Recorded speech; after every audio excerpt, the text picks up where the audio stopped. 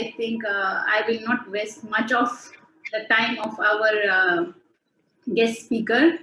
So we are honored to have him today with us.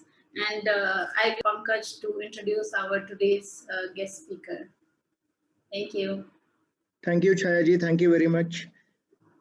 I think Christophe is here. Dr. Christophe, I just want to put on your cameras and just to check whether you... Thank you, welcome. Dear friends, let me introduce you, Christophe, before we start your talk. Jai Bhim and good afternoon, ladies and gentlemen. It's a great pleasure for me to introduce our guest of honor today, Dr. Christophe Jaffrelot. UAE is greatly honored and privileged to have your gracious presence on Ambedkar Jayanti 2021. Let me tell you about his educational background. Dr. Christophe is a graduate of the Paris Institute of Political Studies, Sciences Po in Paris, the University of Paris 1 Panthon-Sorbonne, and the Institut National des Languages et Civilisation Orientales, INALCO. History was his major. He has a doctorate of political science from Sciences Po in 1991. Let me talk about his career and work and publications. Dr. Christophe is a senior research fellow at CERA Sciences Po, CNRS, professor of Indian politics and sociology at the King's Indian Institute, London, non-resident fellow at the Carnegie Endowment for International Peace and president of the French Political Science Association. Among his recent publications are Business and Politics in India, with Mr. A. Kohli and A. Murli, The Majoritarian State, again as a co-author with Mr. Chatterjee and T.B. Hansen, How Hindu Nationalism is Changing in India, 2019 Hearst, India's First Dictatorship as a co-author with P. Anil, and The Emergency, 1975-76 with Hearst. You know, he has more than 30 publications in French and English languages. His publications on India covers aspects of Indian nationalism and democracy, Indian socio-economic structure, caste mobilization in politics, and ethnic conflicts. He deeply studied and reflected on thoughts and suggestions of Dr. Ambedkar in his various addresses and in his book. Now let me tell about his some non-academic activities. He is a permanent consultant at Center for Policy Planning Staff of the French Ministry of Foreign Affairs since 2008. And he is a columnist in Indian Express since 2013. Actually, his career and journey itself is a big award. Christophe was awarded the CNRS Bronze Medal in 1993. He received the Ramnath Goenka Award for Excellence in Journalism. He was awarded with Brenny Prize for Geopolitics by the Defense Minister of France for his book, Les Syndrome Pakistanian. Such a versatile personality who is going to enlighten us on liberty, equality, fraternity, that is our constitutional values, through cultivation of mind and emotions. Ladies and gentlemen, please join me in welcoming Dr. Christophe Jaffrelot. Thank you very much, Pankaj. I will indeed concentrate my attention now on Babasaheb Ambedkar on the occasion of Babasaheb Ambedkar Jayanti, and I will share my screen in order to show what I considered as important in terms of visuals. Can you see my screen now? Let me. Yes, Christopher, we can see. Yeah, please make it repeat. Yeah.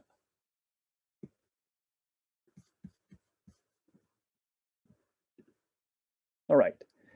Well, my entry point today is more about Babasaheb Ambedkar and democracy. But what you will see is that democracy for him meant more than politics. For him, a democratic revolution has to be social and economic at the same time. And I will cite him. He said, social and economic democracy are the tissues and the fiber of a political democracy. The tougher the tissue and the fiber, the greater the strength of the body. Democracy is another name for equality. Parliamentary democracy developed a passion for liberty. It never made even a nodding acquaintance with equality. That's a very powerful vision that was, of course, rooted in his analysis of the Indian society and the caste system in particular. Few months before converting to Buddhism and few months before his demise on the 6th of December 56, he said, democracy is more than a form of government. It is primarily a mode of associated living. The roots of democracy are to be searched in the social relationship, in the terms of associated life between people who form society. I want to is the objective and what is the methodology. The objective is liberty, equality, and fraternity. And how to reach there, how to emancipate Dalit from the caste system, has resulted in 5 stages, and I will review quickly these 5 steps. First, to understand the problem fully, and he was a sociologist, he was a scholar. 2, reforming society, including its own community, his own community. 3, fighting social and political rights, 4, social and political rights. 4, playing the political and institutional game, but last but not least, converting to Buddhism. So let's see how these 5 stages unfolded themselves. First of all, he is a student of the caste system. He is a scholar as much as a man of action. He has studied all kinds of social sciences in India, of course, but also in the US, in UK, in Columbia University, in LSE, in London, and of course, largely because of the support he received from Maharaja of Kolhapur, Maharaja of Baroda, who were his supporters. And the list of degrees that he accumulated in the course of his life, including the PhDs he got, is remarkable, absolutely outstanding. He was also a lawyer, a Bharat law, who never practiced, who could never practice because nobody wanted a Dalit as a lawyer. What I want to emphasize is that as a sociologist, he is the first analyst of what he calls graded inequality. What does it mean? I will not going to read this long citation. You may just do a screenshot and read it when you have the time. But the point he made very powerfully is, in the caste system, you always need someone lower than you. So he says, there is the lower, there is the lower, there is the high, there is the higher, and there is the highest. And it's very difficult to create solidarity between the lower and the lowest, the low and the lower. And that's the reason why he said India is not a country for revolution, because a revolution needs unity at the bottom of the pyramid. And the caste system is not only a division of labor, but a division of the laborers. That's a very powerful formula that he developed. So he has learned by studying the caste system what was the main problem he will have to face.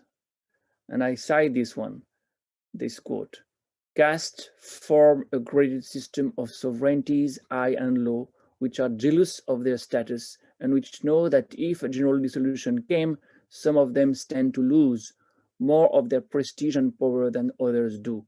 You cannot therefore have a general mobilization of the Hindus, to use the military expression, for an attack on the caste system. You cannot, but that's what he wanted to do. He wanted to bring together Mahars, Shambhars, monks, and many others to fight the caste system. And that's what is so clearly expressed in this masterpiece, the 1935 book that he called Annihilation of Caste. How to do it? Number two, second stage, by reforming Dalit first. And he created the law of Manu. The laws of Manu were, of course, the crucible of the caste system. But he said, to fight for equality, to fight for access to temple, does not mean that you have to be believers. Because if you focus only on temple entry, you believe in equality before God, but that's not what I want. I want you to believe in equality in society. And he finally decided to boycott temples where Dalits had no access. Third, after reforming society or trying to reform his community, Babasaheb Ambedkar turned to politics.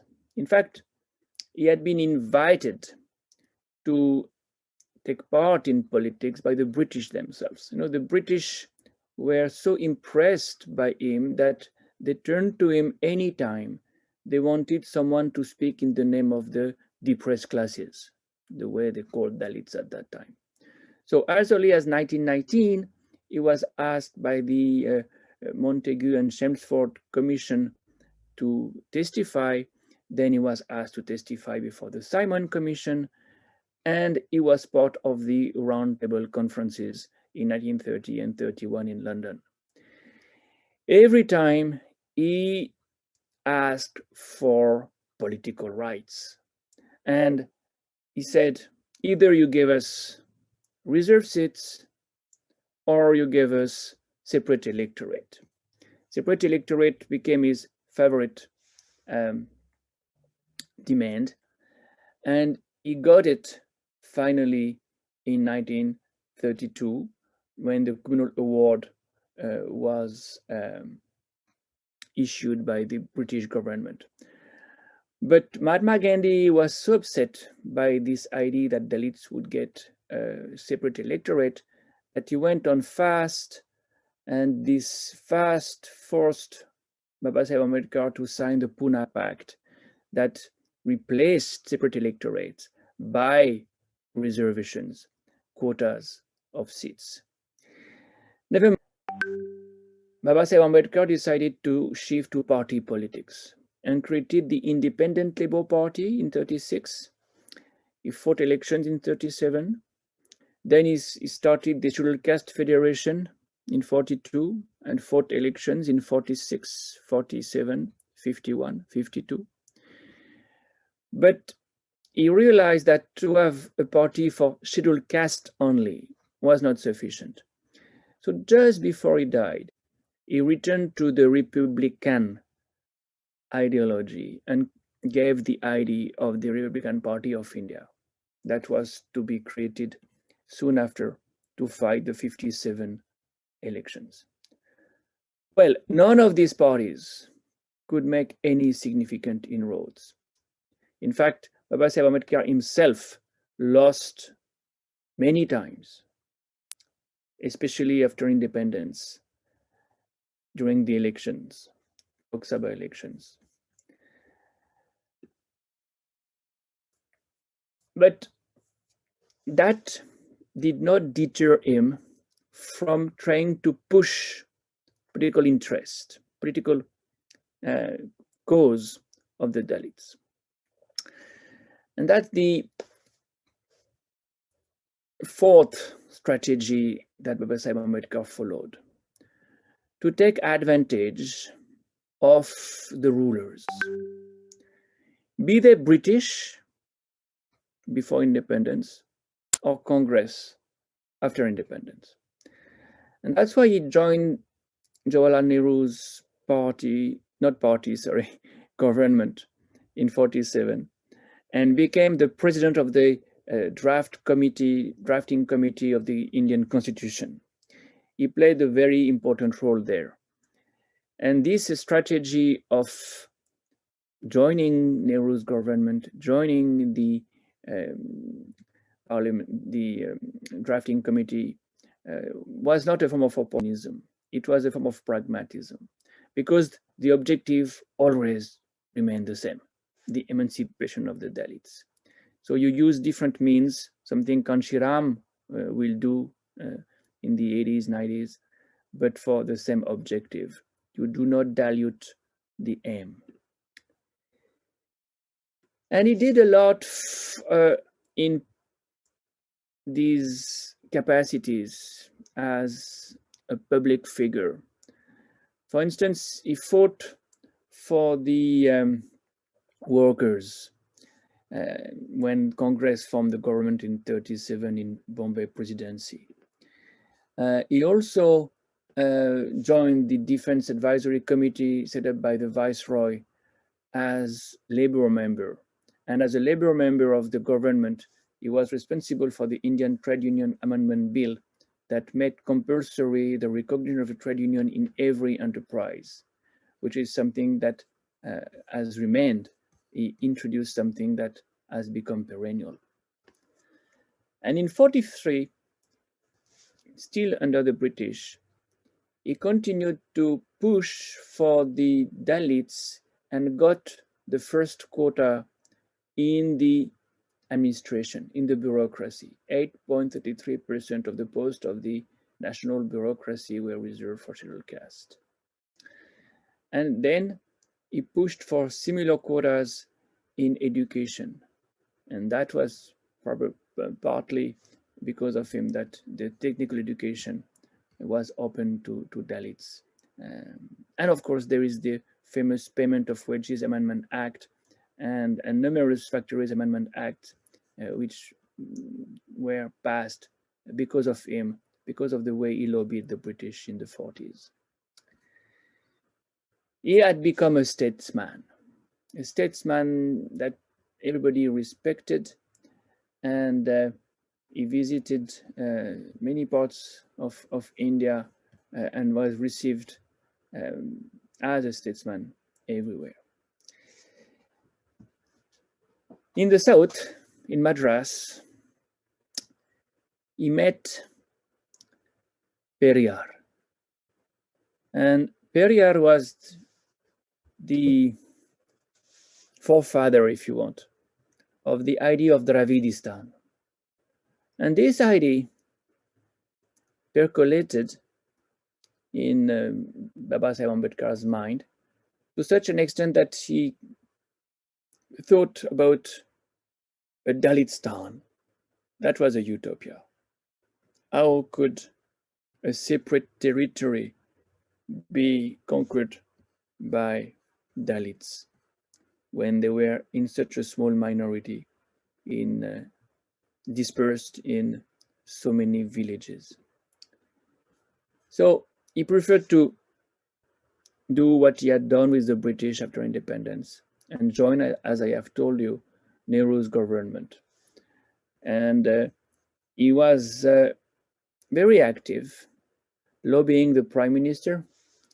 And lobbying the Prime Minister, Nehru, also to balance the influence of very conservative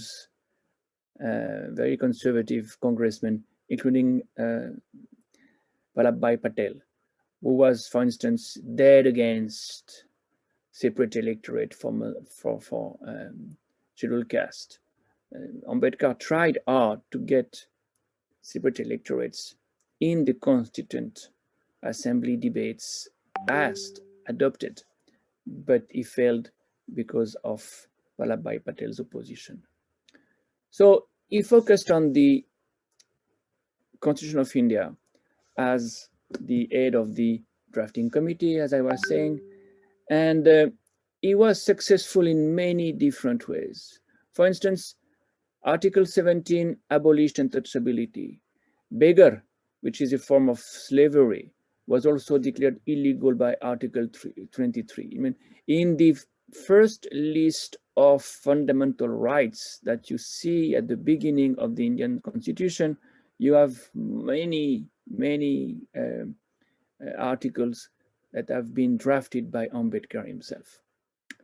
That's what we show in a book I have co-edited with Narendra Kumar, Dr. Ambedkar and Democracy, an anthology of what he said before independence and after independence in favor of democracy, political democracy. You see him there as the president of the drafting committee. And this is definitely the golden days of Babasaheb Ambedkar's, I would say, prestige as a statesman. Here is with Jawaharlal Nehru and Rajendra Prasad, president of the Constituent Assembly and then of the Republic of India. It is to this man that he hands over the constitution that he has drafted on the 26th November of 49, that he has largely drafted. But he says, just on the day the constitution will be proclaimed, on January 26, 1950, we are going to enter into a life of contradictions. In politics, we will have equality, and in the social and economic life, we will have inequality. We must remove this contradiction at the earliest possible moment, or else those who suffer from inequality will blow up the structure of political democracy, which this assembly has so laboriously built. He anticipated a revolution if equality did not develop in India. But he did not want a revolution. He wanted reforms, and he pushed in favor of reforms. The Hindu Code Bill was one of the most important reforms for him, to give equality to men and women, between men and women. Well, that was too ambitious for the Hindu traditionalists of the Congress party. Prasad, Patel, but others opposed the bill. And as a result, he resigned. He left the government of Nehru. He preferred to be a free man fighting for effective social reforms rather than the prisoner of the Congress conservative leaders.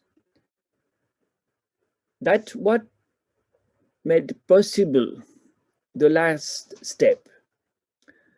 The last step, the conversion to Buddhism, was certainly something everybody could expect, because he had said in 1935, I was born a Hindu. I could not do anything against that, as he says. Unfortunately for me, I was born a Hindu untouchable. It was beyond my power to prevent that, but I declare that it is within my power to refuse to live under ignoble and humiliating conditions. I solemnly assure you that I will not die a Hindu. He tried to find the best religion for him and his people. And he found Buddhism, because Buddhism was a humanitarian, a humanist religion.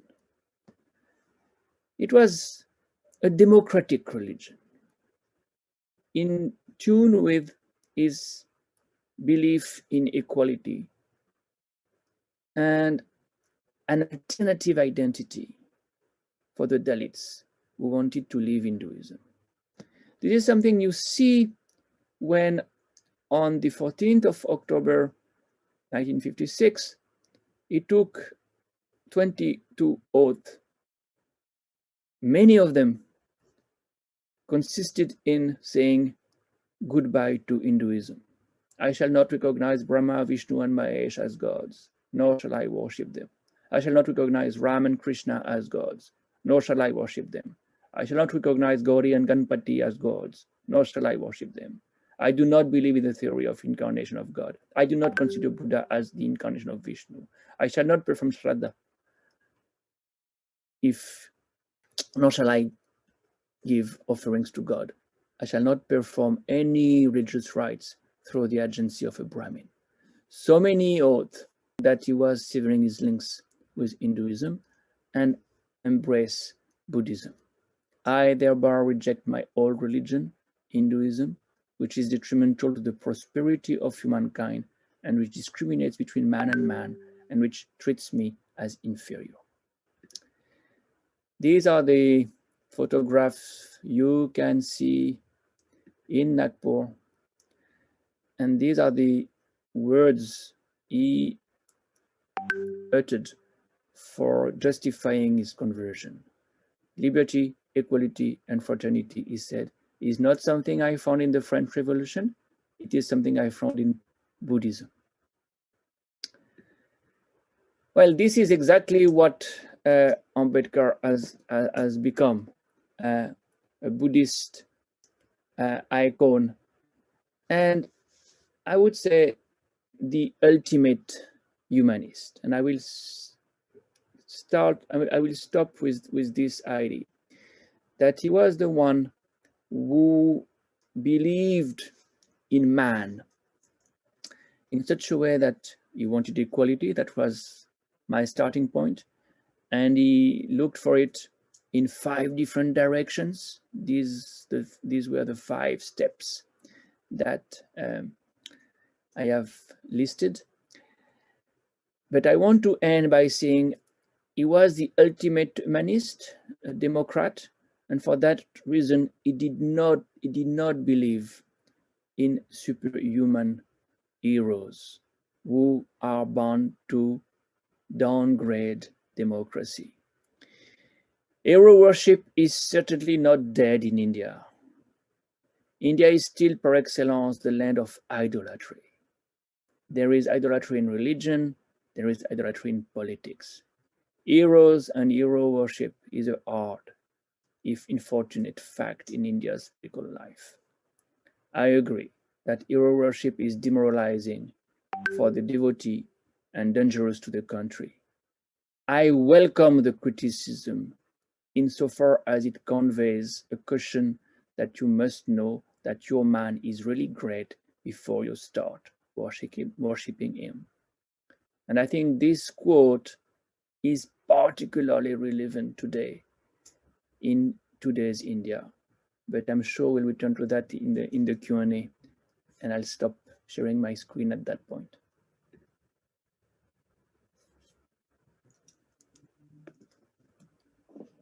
Dr. Christophe, thank you so much for such an enlightening talk. Your 5-step model in particular, studying the caste system to eliminate it, and then priority on social reforms and political reforms, and taking majority of rural area.